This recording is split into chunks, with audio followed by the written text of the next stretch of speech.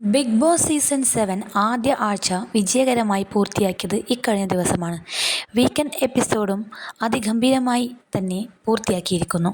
മോഹൻലാൽ പതിവുപോലെ എത്തിയ 2 എപ്പിസോഡുകളും TRP റേറ്റിൽ കുതിക്കുകയും ചെയ്തു.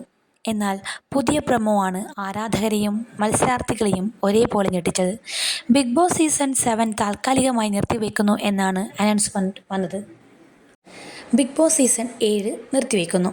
നിങ്ങളുടെ കണ്ടന്റുകൾ ഇനി ആവശ്യമില്ലെന്നും നിങ്ങളുമായി യാതൊരു ആശയവിനിമയം ഇനി നടത്തില്ലെന്നും ബിഗ് ബോസ് അനൗൺസ് ചെയ്തിരിക്കുന്നു. എന്നാൽ കാരണം വ്യക്തമായി പറയാതെയുള്ള പ്രൊമോ ബിഗ് ബോസിൻ്റെ അടുത്ത പണിയായിരിക്കുമെന്നും പ്രാങ്ക് ആയിരിക്കുമെന്നും കമൻറ്റുകൾ നിറയുന്നുണ്ട്. സംഭവം കൊള്ളാം, നിർത്തിക്കോ, പക്ഷേ ഒരു ദിവസം മുന്നെയെങ്കിലും രേണു സുധിയെ വെളിയിലാക്കണം, അല്ലെങ്കിൽ ബിഗ്സ് നിർത്തി കൊണ്ടാണ് കപ്പ് കിട്ടാഞ്ഞേ എന്ന തള്ളു കേൾക്കേണ്ട ഗതികേട് നമുക്ക് വരും. ചുമ്മാ BGM ഇട്ട് ആളെ പറ്റിക്കുക. ബിഗ് ബോസിൻ്റെ പ്രാങ്ക് ശരിക്കും നിർത്തിയോ? സമാധാനമായി.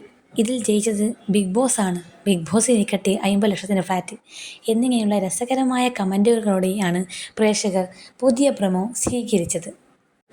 എന്നാൽ കഴിഞ്ഞ സീസണുകളെ അപേക്ഷിച്ചുകൊണ്ട് രസകരവും ആകാംക്ഷാപൂർണവുമായ ഒരു സീസണായിരുന്നു ഇത്. ഗെയിമുകൾ ആസ്വദിച്ചു വരികയായിരുന്നുവെന്നും കമൻറ്റുകൾ നിറയുന്നുണ്ട്. മുൻപൊരിക്കൽ ബിഗ് ബോസ് നിർത്തിവെച്ചതും പൂർത്തിയാക്കാതെ ബിഗ് ബോസിന് പൂട്ടുവീണതും കോവിഡ് കാലത്തായിരുന്നു. ഈ സീസൺ വളരെ വിജയകരമായി മുൻപോട്ട് പോകുന്നതിൻ്റെ ഇടയിൽ എന്തുകൊണ്ടാകും ഇത്തരമൊരു തീരുമാനം എന്നാണ് ബിഗ് ബോസ് പ്രേമികൾ ഉറ്റുനോക്കുന്നത്.